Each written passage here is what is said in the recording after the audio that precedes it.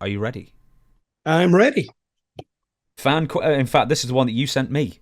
Yes. I don't know who sent it you. You just said this is a fan sent it you. We don't have a name. Fights in the dressing room. You thought would be a good topic to talk about, and you list two here: Steve Keirn versus Koko Beware, and you versus Roberto Soto in Savannah, Georgia. Which I've never heard that story. Well, the Steve Keirn, excuse me, the Steve Keirn story was Stan Lane and Steve working in Tennessee as the Fabulous Ones, which was a takeoff of the old Jackie Fargo. You know, he would do the strut and he got over years ago with it. So they put it on Steve and Stan. And it was the most amazing angle I've ever seen because Stan and Steve left alone, just appearing as themselves, they weren't that hot of a drawing card. Put them together, dress them up, give them a gimmick, and I swear within a week or so they were selling out. They had good music. They would go and they'd put these gold jackets on them, and they looked great. And they started selling out. Well, a year went by, and Koko Ware did a loser leave town match, and he came back under a mask as Stagger Lee. And one of his deals, when they played his music, he would go and shake everybody's hand, and he would dance around the ring. Well, apparently, the Fabulous Ones didn't appreciate that too much because that was exactly what they were doing too. And I remember one night in Nashville, Steve and Stan weren't even on the card, but they showed up there. So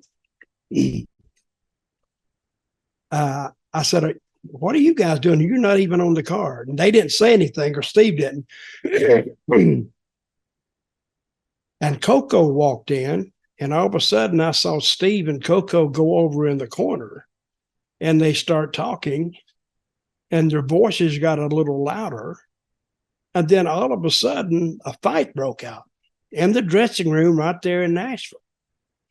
And business was really, really good. So I stepped in to kind of break it up.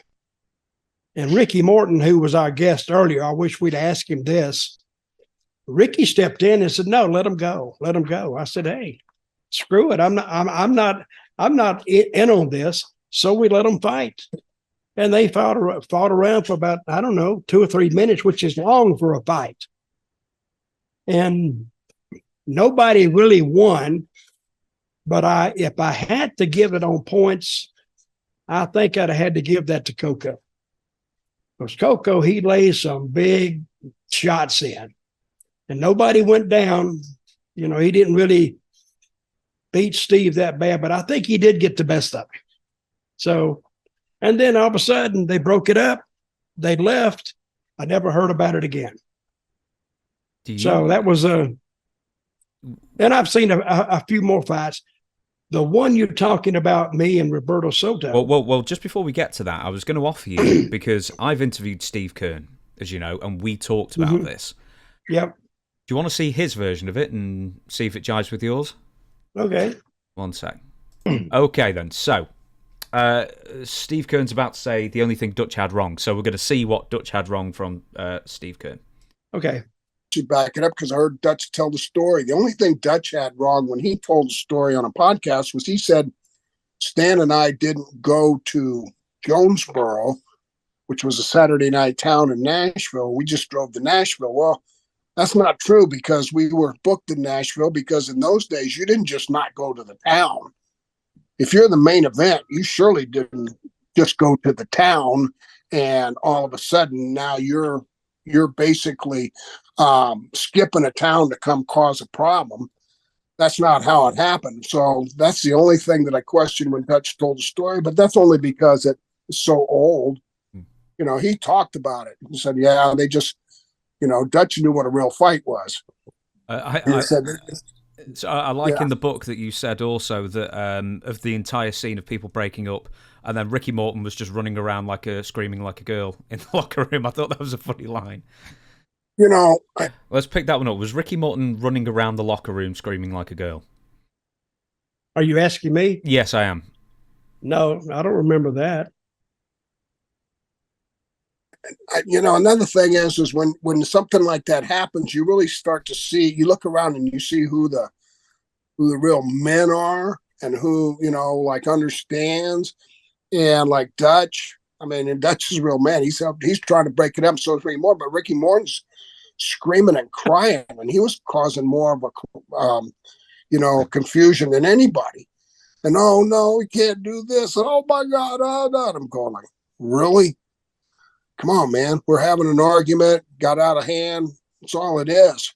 I mean, I didn't pull out a knife and cut Koko from ear to ear, and Koko didn't shoot me in the leg.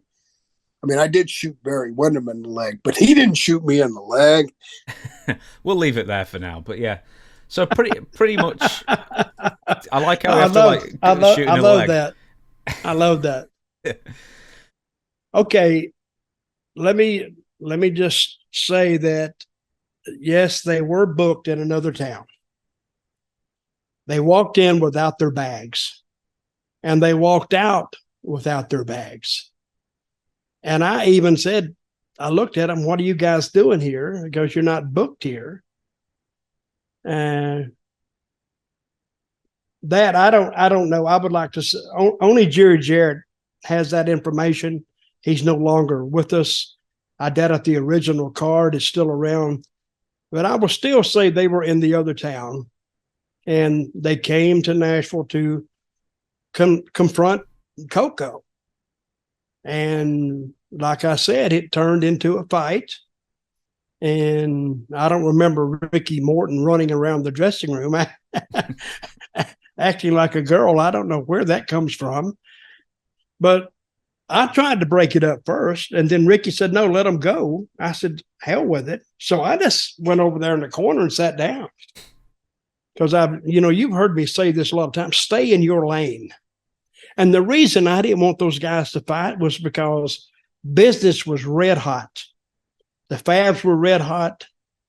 Actually, Stagger Lee, Koko's character under the hood, was red hot because he had just come in about 2 or 3 weeks after losing a loser leave town match. So he had a lot of interest on him.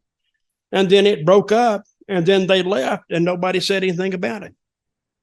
It's just one of those things that happened. So, and I would, if it was, nobody got knocked out, nobody got laid out, nobody was down, and they just broke it up and they left. But if points were awarded, I think Koko probably had it on points because he threw some big shots, and Steve threw some big shots, but nobody went down. So 7 out of 10 from the judge from Oil Trough, Texas, for that fight. Yeah, I would say 6 out of 10. It was close. It was close.